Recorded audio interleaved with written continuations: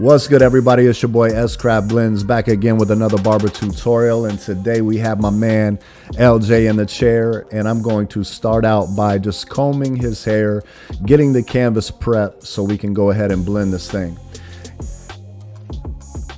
Starting this video out, I want to go ahead and give a shout out to my man Dennis from Babyliss. Dennis is one of those kind of dudes, man, that if you have any issues with your clippers or trimmers, man, he's the guy to make things happen, to get them fixed. Also, he just shows so much love to the barber industry. I just want to once again say thank you for sending me this package. I am truly grateful. So right now, what we're doing with this Babyliss FX3 clipper is we have the #1 guard on there, and we are going with the grain, just preparing the canvas for a nice blurry taper.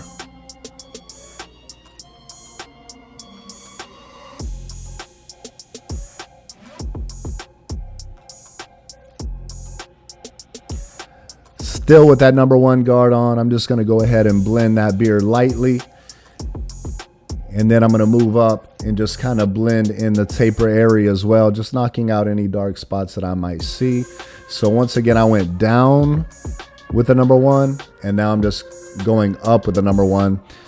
Going up, I have the blade fully open.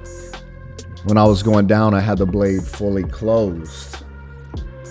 Once again, just kind of prepping this area for a nice taper.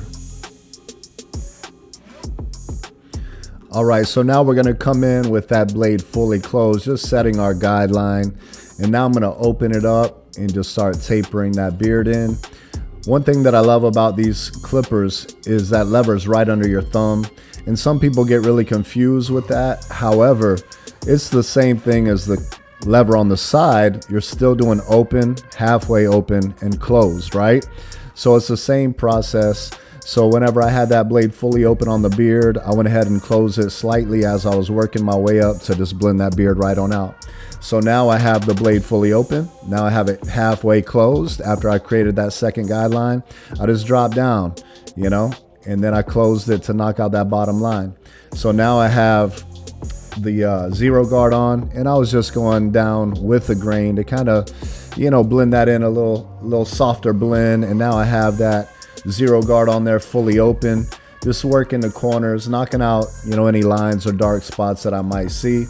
As you can tell, he has some light spots in that taper area, and I don't want to take a lot of bulk off around the braid area, but I do want to try to blend it in as good as possible to the light spots.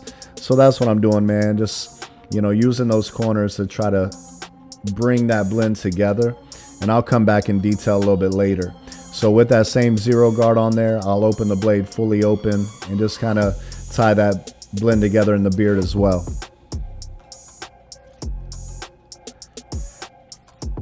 With this video, I just wanted to basically give you a little tutorial, but also show you how these things are cutting. Now, I will tell you right now, these trimmers, they hit on a different level. Man, if you're not careful, they will slice people open.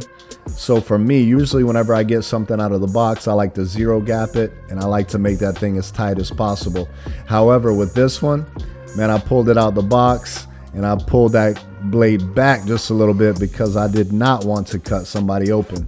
So as you can see, I'm just being real light-handed with these trimmers, and man, they're hitting. I'm being very careful with these trimmers because they hit so hard. But once you get them set nice, man, they are very sharp but real comfortable to your client as well. And thankfully, I've got them set just right now where they give me that nice crispy lineup, but the customer is like, man, they feel so smooth. So I'm happy about that. As you can tell, I just went ahead and put a little lineup on the taper area, the forehead area, and now I'm just coming in while I'm on that side, lining up that beard real lightly. Come in, do a little detail work with the corners of the blade fully open, no guard, just hitting any lines or dark spots that I might see.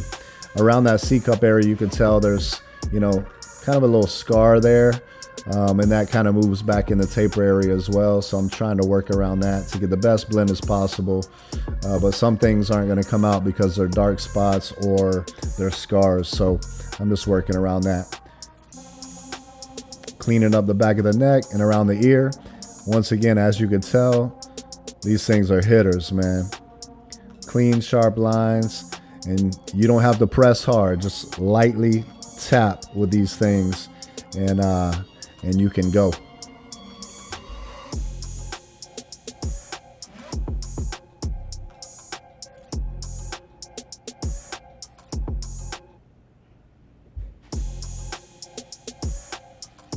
How y'all like this beat, man? This beat's fire. All right, so now with the number 1 guard fully closed, I like to go with the grain of the mustache. That way we can still keep it full, but, you know, knock it down nice and neat. And then we'll come in and line everything up. Watch these things. These are Ginsus, man. So as you can see, man, I'm just lightly touching around that lip because I'm not familiar with them and how much pressure I can apply without hurting them. I'm just being real gentle, real light, so I can figure this thing out. Now we're gonna come down in the downward position to make sure that we get this line nice and clean, nice and sharp. Once again, being real careful, you know, around the nose area, things like that. I mean, these things are kind of scary, I ain't gonna lie, in a good way. I love my trimmers to hit, and these things are hitters.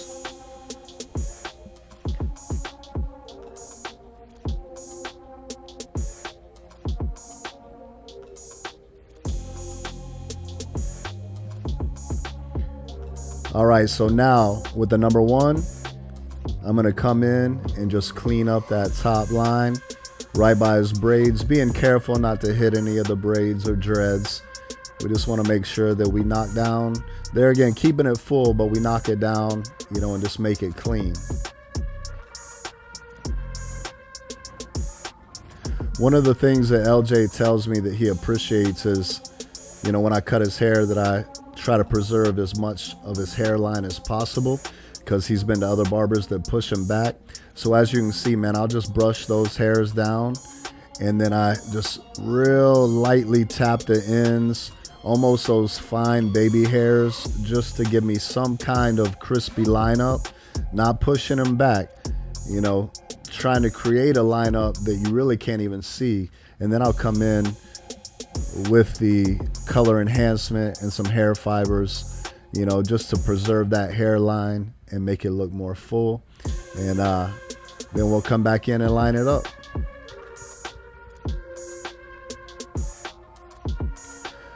Usually I have a separate pair of trimmers that I use, you know, to clean up the area after I put my color enhancement on and the hair fibers, just because I don't want the hairspray and hair fibers to gunk up my trimmers. But I did want to see how they handled, you know, with those hair fibers and hairspray. And they're doing a phenomenal job. Hitting lovely.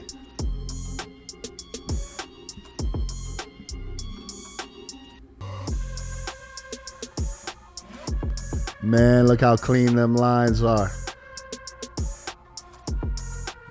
Definitely doing the job. Definitely doing the job. I already know some people are going to ask, how do they compare to other trimmers? Right now, at this present time, I want to say that they hit harder than anything I've ever used before. And these shavers, you know, I'm just coming in with the shavers and I'm just cleaning up, you know, cleaning up that area. But let me tell you what, these shavers, I think Babyliss does the best job with shavers. However, I believe these shavers are the best that they've ever come out with. So right now, these shavers are my favorite shavers of all time. I have the Bronze Series 9, I have other shavers, but these shavers, man, they're my favorite. They're just so light, so smooth. They're just butter. I love them. So now we're gonna do this a little bit different. I wanted to just test these trimmers out a little bit more, so I put the guideline in after, you know, coming down with that one in that taper area, getting all that cleaned up all the way up to the braids. But now I set in that guideline with these trimmers, and then I'm coming in and just cleaning up that C-cup area. And man, these things are hitters, guys. I ain't even gonna lie. They are hitters. So now that I put that line up on the C-cup and on the vertical bar area and set my first guideline, I'm gonna open up that blade, fully open, no guard, and I'm gonna come in and establish that second guideline. Now closing halfway, I'm gonna start below the first guideline, just, kind of going up and just tapering that line right on out. So now I have that 0 guard on once again, and I have it fully open, creating a third guideline. You really don't even see that third guideline, it's just blending right in. But then we'll close it as needed till we're fully closed to blend that line out. And then there's times, that I'll go up with the fade, and sometimes I'll flip my clipper over and go with the grain just to, there again, soften things up. Really didn't need to at this point, so I'm just rolling with it. Same thing on the beard. I went in with that 0 guard, maybe even a 1 guard, knocked it down, and then took the guard off, open, then halfway closed and all the way closed, so I just blended that line right on out. Now I believe I have a number 1 guard on there, and I'm just going down with the grain. Yeah, and then I'm just gonna blend it, just blend it right into that 0 guard that I had previously.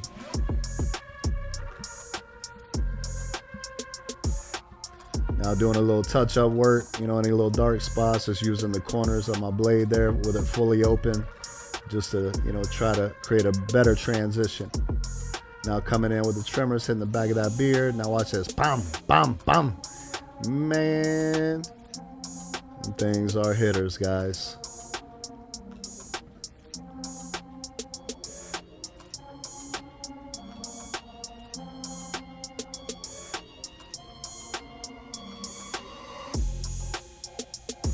One thing that I always do, whenever I see them hitting like that, I constantly ask my customers, so, man, is that hurting? Is that biting? How's that feel? And they're like, nah, man, it's smooth.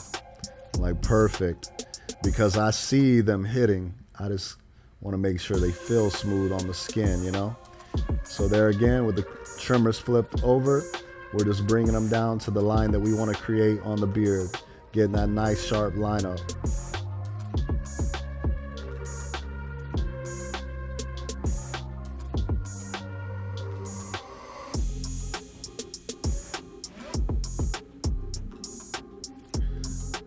Now, after we applied the color enhancement and a little bit of hair fibers on this side, now we're just going to go ahead and clean everything up with the razor.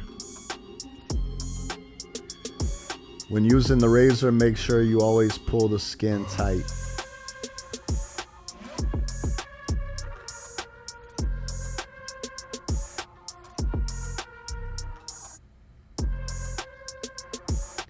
People ask me all the time about that Gamma brush, what I think about it. That Gamma brush is my favorite brush. I love that Gamma brush. Matter of fact, I have about 5 of them.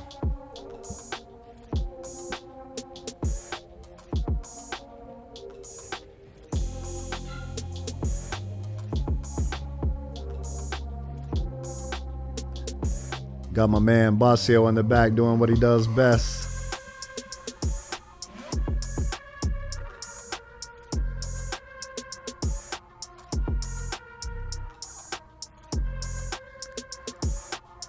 Actually, I lied. I said doing what he does best. We know that he's an amazing barber, but I think what he does best is inspire people.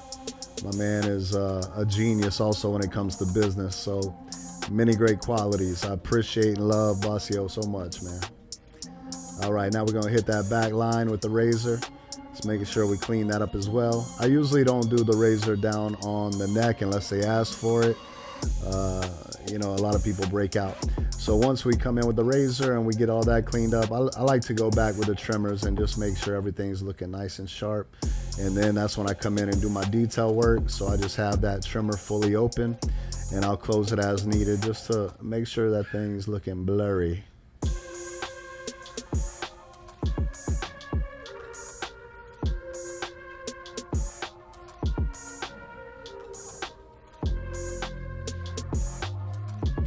Now we're cleaning up the back. I didn't show the back taper, but it's the same process. But man, that's the finished cut. I hope you guys liked it. And you know, as for my review, the clippers, trimmers, and shavers are all fire. Definitely something to get used to with the clippers if you're not used to that. But if you're a JRL fan of like the 1000s or 1040s, man, then these are butter. If you like this video, make sure you subscribe, hit that bell.